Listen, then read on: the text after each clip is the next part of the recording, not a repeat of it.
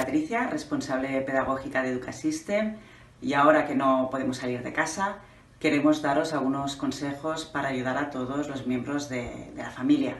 Recordaros que tenemos el canal YouTube que podéis consultar, donde nuestros profesores de Educasystem en diferentes materias os pueden ayudar en algunos de las dudas que podáis tener, tanto en matemáticas como en lengua o otras materias. Tenemos también las clases particulares.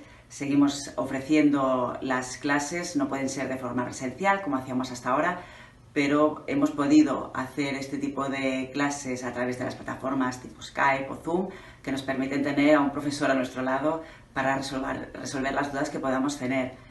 Finalmente también tenemos una plataforma online donde cualquier miembro de la familia puede realizar un curso de idioma o un curso de ofimática en cualquier momento. Deseamos desde Educasystem que estéis todos bien y estoy a vuestra disposición para lo que necesitéis. Un saludo, Educasystem.